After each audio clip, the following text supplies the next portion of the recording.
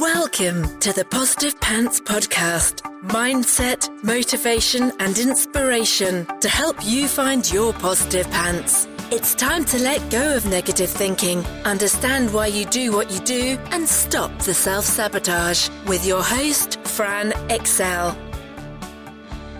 Welcome to the show. As always, it's Fran Excel, your resident subconscious success mentor, helping you find your very own pair of positive pants so you can get out of your own way and live a life that you love.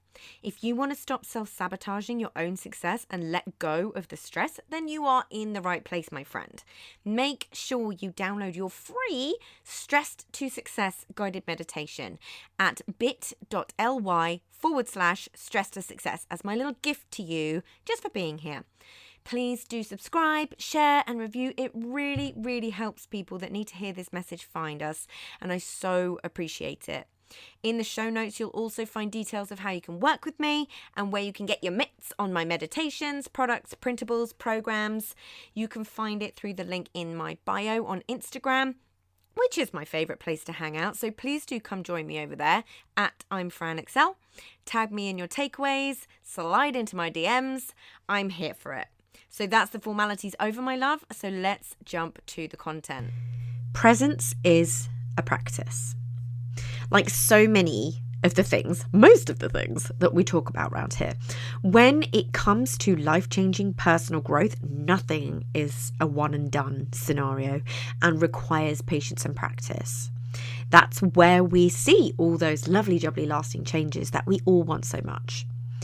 Presence is also something that a huge majority of people actually really struggle with. So please don't beat yourself up if you think that you're in that camp. We are in such a fast-paced society these days with so many demands for our attention and so much messaging that may cause us to worry about the future or ruminate on the past. It's no flipping wonder. We've literally wired our brains to not be present. Think about it. How often are you actually paying attention to what's right in front of you? Even watching TV or listening to something and you're mentally elsewhere. I mean, hands up, guilty. Maybe you're on your phone, numb scrolling or something like that. Just think for a second about the thoughts that tend to be rushing and rolling around your noggin. Are they in the past? Ruminating on the shoulda, woulda, couldas? The things you wish you'd said and done, the things you did say and do that you wish you hadn't? A lot of us spend time rumbling around in the past, right? Or are a lot of your thoughts in the future, wondering about the what ifs, worrying and catastrophizing about things that haven't happened yet? I feel I'm in a very good place to talk about this as an Enneagram 6 because I was always very well practiced doing both of these and not staying in the present moment where I could be conscious and rational. It still gets me now. Like, you've got to remember, as I'm always saying, you are a human being. It's about catching yourself in the thing, but not beating yourself up for it. So I can attest to the fact that it really is something that you can learn.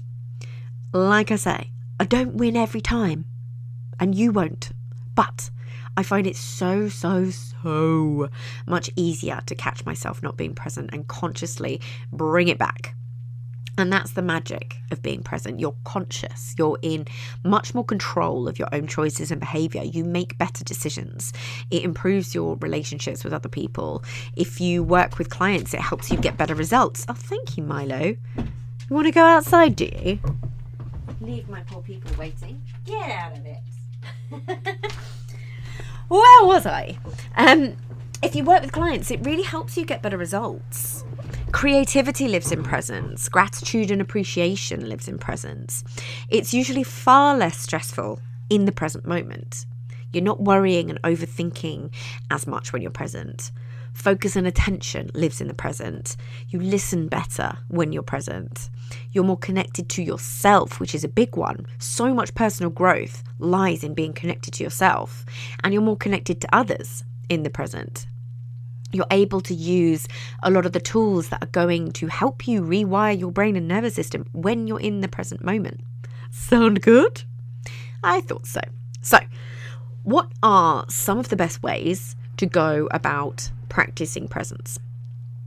asking good questions and becoming your own best coach is a great place to start. And you can start super simply, like journaling. It's a glorious way to start, with learning this skill. And it is a skill.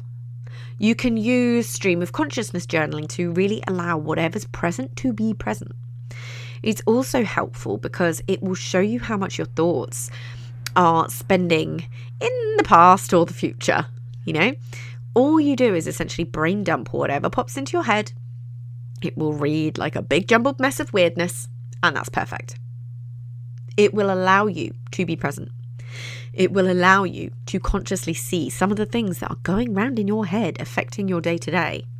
You'll be able to find your sense of humour for those things, and you might even slowly start to notice that those things start to become less present over time.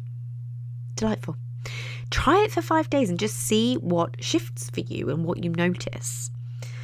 So next up in creating the skill of presence, we have meditation as a super, super practical way to get more present. Specifically noticing what's showing up for you, what sensations you're feeling in your body, what thoughts can you notice and let go. It's literally about being in the present moment. It will take practice, but everything does. Now, there is a caveat here. Many people find meditation difficult. Have a listen to the episode that I've linked in the show notes called Have You Decided You're No Good at Meditation, for some practical reasons why that might be happening and what you can do about it.